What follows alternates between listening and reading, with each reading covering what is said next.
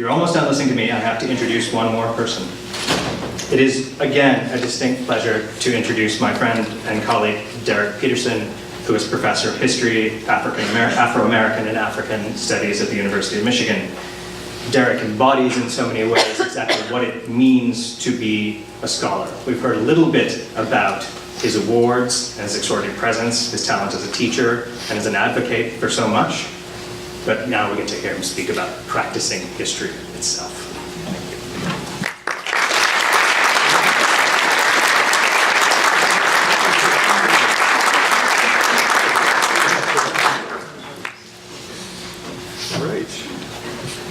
So I've rarely been as exercised as I've been in the past couple of days in preparing any public address ever. The graduation speech, ladies and gentlemen, is supposed to be uplifting. And the speaker is supposed to generate great gales of enthusiasm and optimism to carry the new graduates forward with outstretched arms and wings into their new lives in the future. For most of us, myself included, the study of history is not generally an uplifting thing.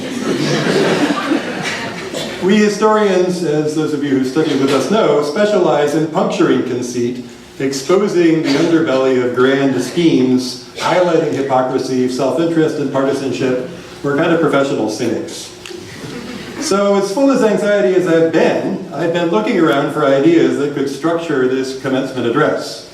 One of the graduate students with whom I spoke suggested that I go and buy one of these tearaway calendars with inspirational quotes. His idea was that I'd bring it to this occasion and tear them off one after the other to fill up the 20 minutes with platitudinous wisdom for you.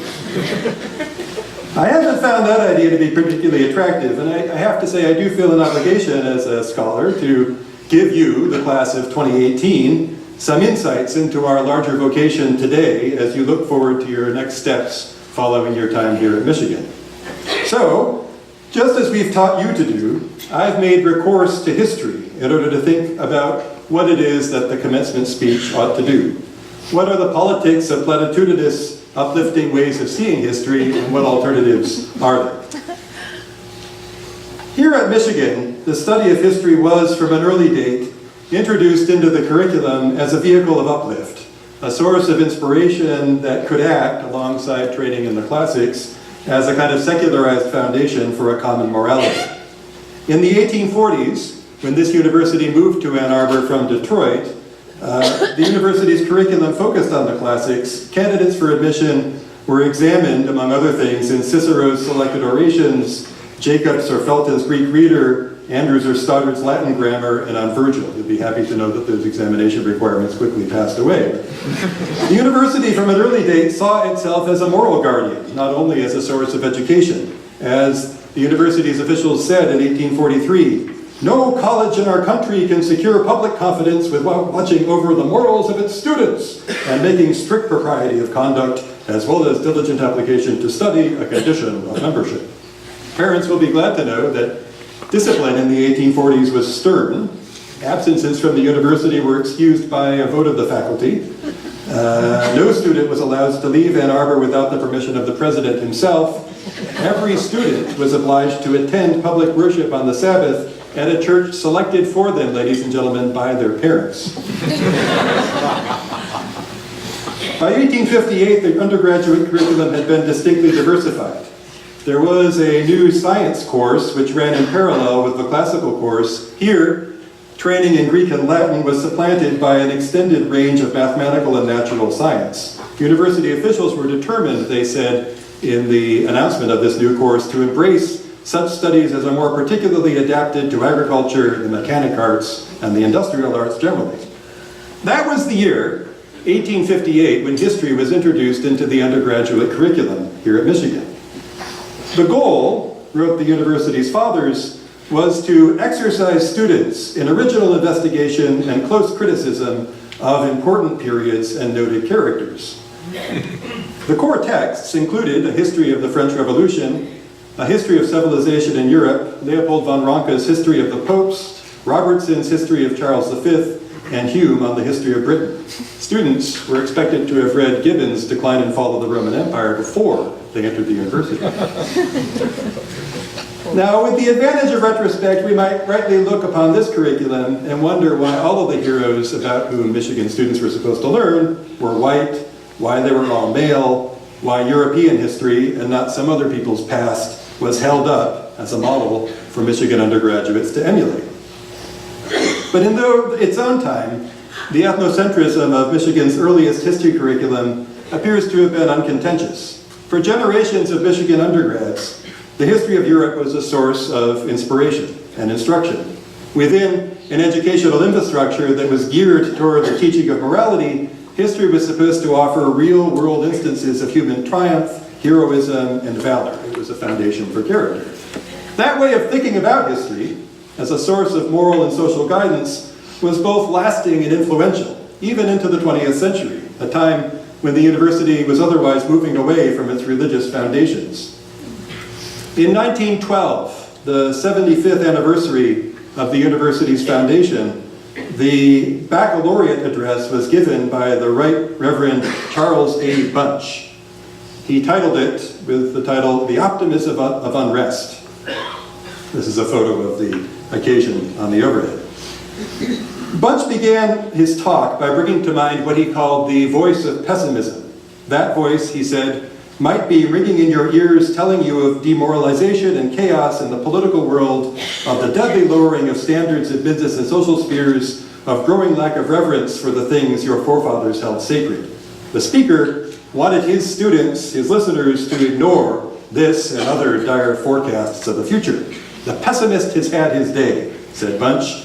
We stand this day in the year of our Lord, 1912, on the good firm edge of a period in which there is ample justification for a large and intelligent optimism.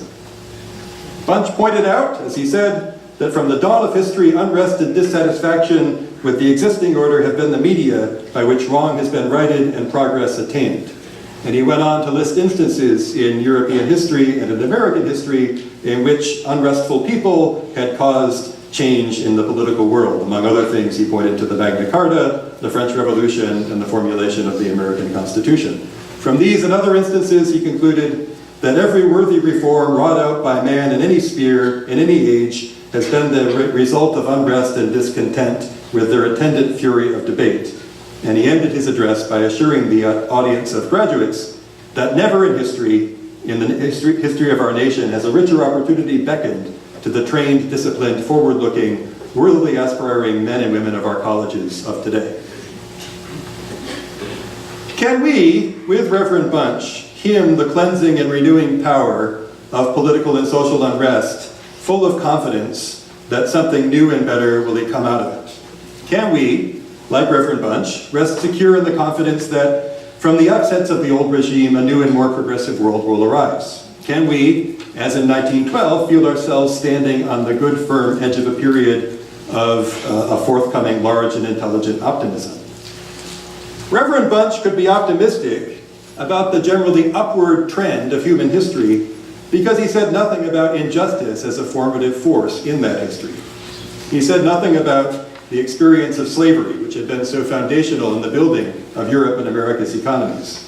He said nothing about the despoilation of Native American cultures and peoples, which were the essential condition for the pioneering mythology of American patriotism. Bunch said nothing about the colonization of the African continent, which was well underway when he spoke in 1912. Neither did he talk about the Jim Crow laws, which were consigning African Americans to a perpetually second-tier status within the land of liberty. Today, in 2018, I hope we have rather more complicated and different lessons to take from the study of history. Reverend Bunch saw history as the chronicle of the gradual spread of liberty. I hope we've encouraged you to see history in a rather different way, as a story of struggle. It's not enough to live, as Bunch did, in the secure confidence that the new age to come is somehow going to be better than the last. What history teaches us, if anything, is that the betterment of human societies have only happened where and when principled people have organized themselves to impose a new order on those in power. The history of the university in which we all sit bears out this claim. Over the course of 200 years, of history, the University of Michigan's reputation for liberality and progressivism has been created not from initiatives launched from on high, but by the power of students and faculty, organizing from below to impose change on those who govern us. I want to very, very briefly chronicle 3 instances where student activism has set an agenda that institutional structures were obliged to follow. Let me first take you to the winter of 1860. It was the year immediately preceding the Civil War, and the campaigner Wendell Phillips, whose photograph is on the screen, announced that he intended to visit Ann Arbor to speak on behalf of the abolition of slavery. In 1860, abolition was controversial in this part of Michigan. As my colleague Taya Miles has shown in her new book, The Dawn of Detroit, slavery had been essential to the economy of this part of southeast Michigan. Only a month prior to the abolitionist Phillips' visit, another abolitionist speaker had visited Ann Arbor and been run out of town when an angry crowd broke down the door of the house where he was speaking, drove the attendees and the speaker out the back window, and gutted the house, tearing out the furniture and the fixings. So the prospect of Mr. Phillips' lecture was a cause for consternation among the town's fathers. It was difficult for them to get a venue in which he was to speak. On the overhead is an imprint of a similar occasion in which abolitionist speakers were driven out of a public building in Boston in the year 1860. In the end, it was the trustees of the Congregational Church here at Ann Arbor who agreed to give Phillips a venue in which to talk. The week before he spoke, the students of the University of Michigan's class of 1861 met in the university's chapel and agreed, as a member of that class put it, that Wendell Phillips and free speech must be protected.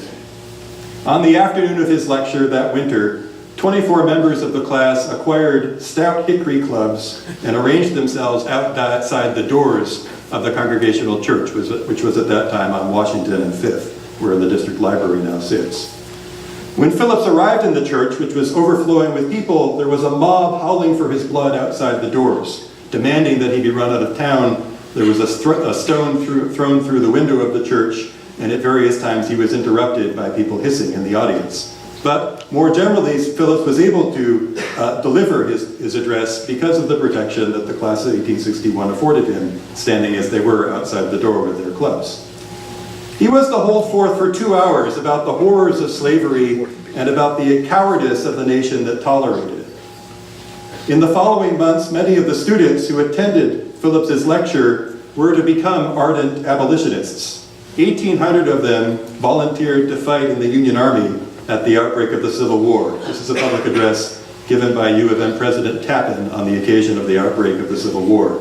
The class of 1861 gave something like 62 of its total 100 members to serve when the call for volunteers was first issued that year. At least 300 members of the university over its whole student body perished in the Civil War. Alumni Hall, which is now the home of the Art Museum, was built to their memory. This is a 1930 photograph. Here's a second example of student activism. The first woman to apply for admission to the University of Michigan was this woman, Sarah Berger, who informed the regents of her intention in 1858. Berger was by no means a naive, trusting soul. She was a suffragette who at the age of 14 had attended a national conference on women's rights in Cleveland. Her application for admission to Michigan was met with skepticism by the regents, who surveyed other university presidents about the advisability or not of coeducation. Most of Michigan's small Protestant colleges were already admitting women to their student body, but Michigan's president, Mr. Tappan, was strongly opposed to the admission of women, and the regents agreed. They feared that the education of sexes together would lower the level of scholarship, impair female health, and, as they said, unwoman the woman. The regents therefore voted to reject Miss Berger's application in 1858, but she was not deterred. During the academic year 1859, the regents received no less than 1,476 applications from women to enroll in the University of Michigan. Much of that enthusiasm for admission was ginned up by people like Miss Berger, who went around campaigning that young women should be admitted to the U of M. Miss Berger herself applied the following year, in 1859. Again, her application was met with skepticism by the regents, and it was refused. Undaunted by this experience, she went off to study at the State Normal School in Ypsilanti. Thereafter, she moved on to Minnesota, where she was to have a distinguished career as a suffragette. Even then, the matter remained controversial. In 1870, it took until 1869, 1870 for the U of M finally to admit women to its students' body. President Haven lamented the occasion on the eve of the admission of women, worrying that the admission of women would, as he said, infallibly be attended with a temporary breaking up of the university's prosperity and success. Nonetheless, the first female student was admitted in the winter of 1869. Her photograph is on the screen. It's Madeline Stockwell, after whom one of the dormitories here at U of M is named. She was the daughter of an Albion College professor, skilled on the piano and in classical languages. We're told, happily, that her favorite course of study was history. She was able to finish her degree in 3 years, one less than most of the men in her class finished. By the late 19th century, some 17% of the university's student body were women. This is a medical school classroom from the late 19th century. Today, as I speak, over half of U of M undergraduates are women. It's easy, ladies and gentlemen, to take this for granted. The freedoms that we all enjoy are hard won. They were achieved by struggle. They were not granted to us by a beneficent and generous administration. The struggle for women's rights in Michigan has been a constant and enduring undertaking. For instance, the University of Michigan Marching Band didn't accept women as musicians until 1971. The band director, George Cavender, argued that the marching band, as he said, was more violent physical activity than would be proper for a lady. The Michigan Daily didn't have its first female editor-in-chief until 1972. Before 1969, the Department of History had almost no women as graduate students. Only one faculty member, the distinguished medievalist Sylvia Thrupp, was a woman. Even if these and other structural evidences of patriarchy have gradually been eliminated by the later 20th and 21st centuries, the legacies of institutional misogyny continue to shape the experience of some women who work and study here at Michigan, as the Me Too movement has recently shown so clearly. A third instance of student activism that I want to briefly bring to mind. On the 5th of February 1970, a large group of black students gathered on the front lawn of the President's house and presented President Fleming with a list of demands that included an increase in black students' enrollment to 10%. They also demanded the establishment of a Black Studies Center, the creation of tuition waivers for disadvantaged students, and the hiring of additional African American and African faculty. The student organizers signed themselves as the United Black Population at the University of Michigan. They were later to rename themselves as the Black Action Movement. Over the course of the ensuing weeks, the Black Action Movement would work with a broad range of activist organizations, including groups led by white students, to place pressure on the university's leaders. In the latter weeks of March, there was a massive campus-wide strike led by the BAM and their white allies. By Wednesday, 26 March 1970, attendance in the College of Literature, Science, and Arts was down by some 60%. The following day, 75% of students stayed away from classes. The School of Social Work was shuttered by the end of the week, so was the residential college. On Friday that week, the American Federation of State and County Municipal Employees came out in support of the strike, refusing to cross student picket lines. Campus food services therefore ground to a halt. On the 1st of April, the university agreed to a settlement. It pledged several $1 million toward the goal of reaching 10% of the student body to be African American students by the 1973-74 term. It was then agreed as a goal, as they said. They also agreed to recruit black students and faculty into the professoriate. Now, the struggle to increase black student enrollment and to make Michigan a more welcoming place for African American students remains a problem for this institution, as we've seen this past academic year. The black student population here at U of M peaked at just under 8% in 1976, then began to steadily decline. Today, about 4% of Michigan undergrads are African Americans, far fewer than the Black Action Movement activists had hoped during that 1970 protest. Nonetheless, we can say, in a more optimistic vein, that BAM protests had an enduring effect in the institutional setup of this university. Among other things, my other department, the Center of Afro-American and African Studies, was founded in the wake of the unrest. The Department of History hired its first historian of Africa, a scholar named Godfrey Uzuigwe, in 1970, in the weeks following the protests of that year. The Trotter Multicultural Center was opened in November 1971. What do I want you as students to take away from these three instances of activism I briefly described? I've not given you a speech that's full of platitudes, because it's not platitudes that we need in our current time. It's conviction, not naive optimism. That should be the predominant theme today as you venture forth into larger fields. Sentimental and uplifting accounts of the past and the future disguise the enduring realities of oppression and injustice, and deprive you, as graduates, of the impetus you need to seize your own vocation in the world. The three instances of student activism that I've described varied widely in their composition and goals. All of them were in some ways blind to the forms of exclusion that their own programs created. What all of these student activists shared, though, was a courageous refusal to bend the knee to the orthodoxy of their time. Drawing their knowledge from the classes they'd taken at the university, drawing also, importantly, from the inspiration they received from the experiences of their fellow students.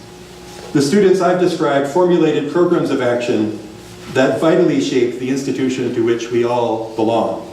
You, gathered in this room today, have earned degrees in history from the foremost public university in the United States of America. You have the tools to be at the forefront of public efforts today to renew public culture, to reinvigorate democratic institutions, to press for justice in our time. This is what we as professors have invited you to do, to see yourselves not as the subjects of history, dependent on structures larger than you and on personalities larger than yours to bring about improvement and uplift. We've invited you instead to see yourselves as actors, drawing from our shared institutional history of struggle to forge new ways of being a people. Thanks very much. Go Blue.